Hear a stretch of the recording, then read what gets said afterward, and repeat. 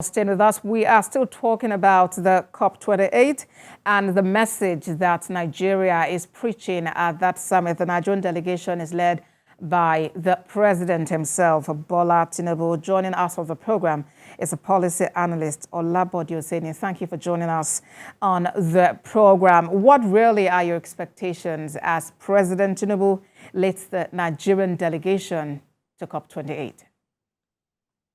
Thank you very much for having me, Oseni. I just want to add on to all what the analysis and the contribution of Femi Akande. I think he said it all. The expectations is clear that number one, the problem facing developing countries is a lot. Third world, especially developing countries, they need to do more in terms of climate change. We know the problem of climate change that has led to flooding, droughts, and many other devastating effects on the economy of many developing countries. So it is an opportunity for the president of Nigeria to use what he has to get what he needs for Nigeria actually. And it's also not desirable to get the support and not use it for what it's meant for. From experience we had, climate change did not start last week. It's been on for many years back now. All they have been targeted by a young girl. And it has been the problem of getting the funding and not using it for exactly what it is. I just hope and pray that this time around, President Ahmed Tinubu will not do that. He will use all the funding, whatever he gets, directly to support the cost, to elevate, to remove the barriers and many other things facing climate change in Nigeria, especially. Because when you look at the surroundings, when you look at the environment, the desertification, the droughts, and so many things going on, and all sort of things that is allowed, especially the area of transportation and many other things that are not good enough. You know, all these are problems that might continue to be if funding gotten from this conference is not judiciously or prudently used towards it. I hear you. You have said that, the funds should be judiciously used. But another point to be about the funds actually coming out. During the last summit, developed countries made a profound promise, a pledge to provide about $100 billion annually to localize initiatives. How would you say they are actually performing in fulfilling that promise? We must also see that globally, most of these countries also, let's take example of UK, Germany, USA, and so on and so forth. Do not forget that they also do sometimes talk behind. When they made a pledge, sometimes they go of 100 billion annually to support the business of climate change. But at the same time, they also do in between, do have their social and economic problems. So it's not criminal if the unable so far have not been able to come up with the funding. But then also in their minds, they might say, look, we have been funding, and what do we get for it? It might not be the way they are going to put it. It might not be the way they are going to show it. But the truth of the matter is, truly and honestly, many African countries have been behaving very disappointedly. They've not been doing exactly what they need to do. I'm in position to say this because I've seen this side, I've seen that side, and I know exactly what I'm saying.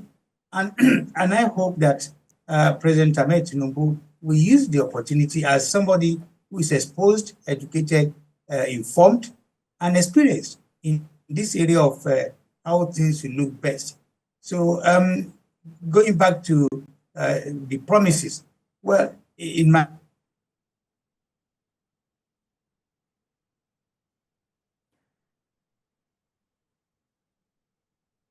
policy analyst Olabode Oseni speaking to their circumstances, and that is the truth. All right, then. But I would like us to also consider this critically.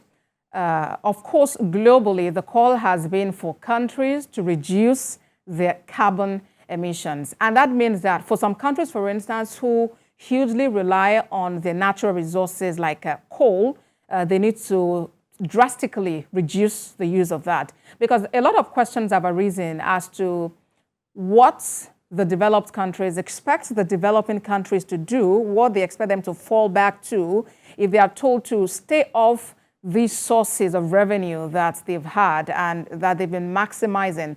Because you would also find that some of the developed countries themselves don't seem to actually be making as much contribution. Yes, they might have spoken, they might have promised and also promised funds, but you find them still using coal and other activities that actually increase the carbon emission. So what do you say to that?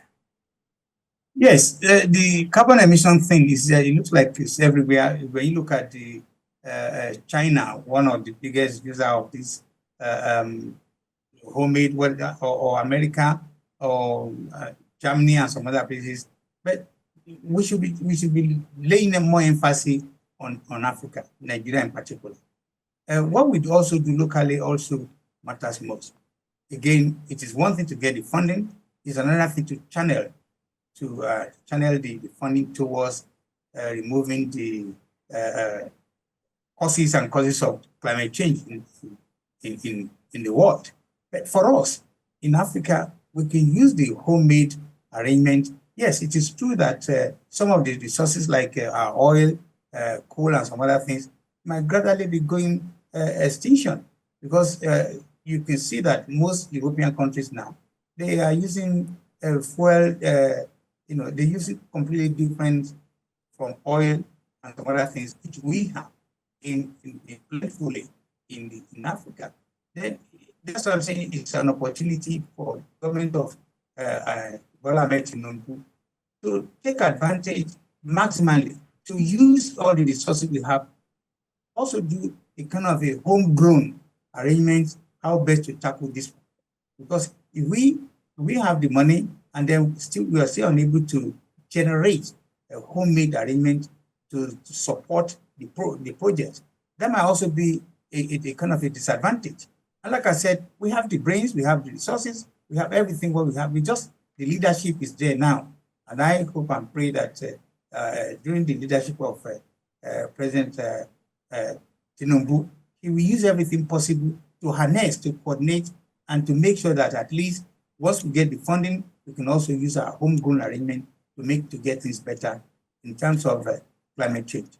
Well, that actually is the expectation. And talking about a homemade arrangement, we've heard about a provision for conversion of vehicles from the use of fuel to use of CNG. And we know that also with the removal of fuel subsidy, we've had some states provide CNG-fueled vehicles to convey staff and, to really provide some level of discount in transportation. So it does appear that we're making some moves, but do you think it's good enough just yet?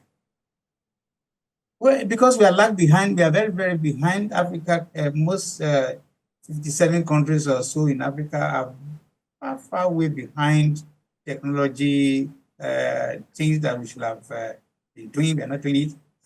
If you look at the part of the country like Bayelsa, where everywhere is dirty, blanket of oil spillage and so on and so forth. And also even in rural areas and not even in urban areas, where you still have on the street of most of these big cities, where you find bad vehicles that are not supposed to be flying the road, things that are not supposed to be happening.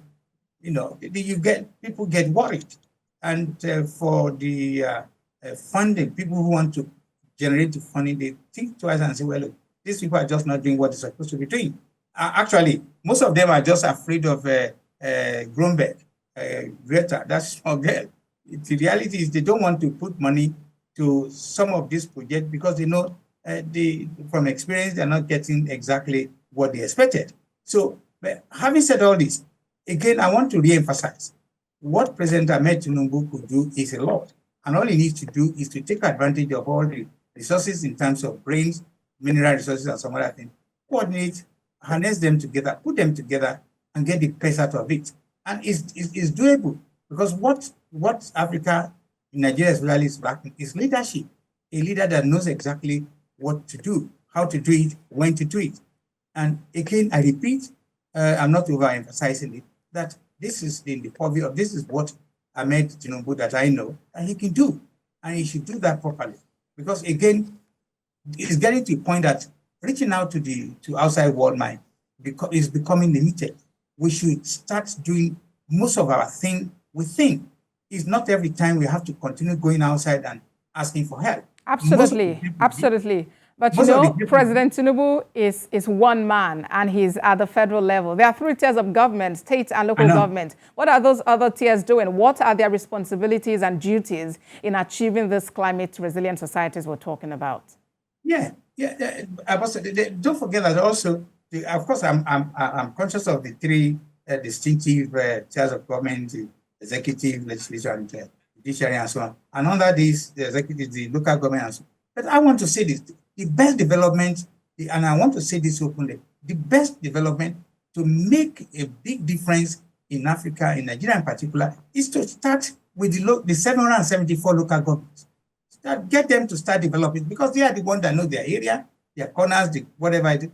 I live in London the last 40-something years, and 32 local governments here. Each local government has this huge power to develop, to manage, to run their business. And every day in the morning, you wake up, you see that by the time you step into another borough, the place has been cleaned.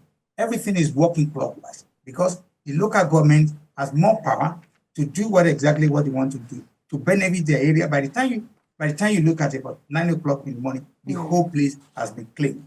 The whole place has been connected. And that is why I'm suggesting 774 local government has the key. That is where the key to fix the problem of Nigeria lies. So the weight is not only on the federal government, the local governments and the state also have critical roles to play in achieving the much desired goal. I must sincerely appreciate you for joining us on the program. Olabode Oseni is a policy analyst and he joined us from London in the UK. Thanks a whole lot for joining us.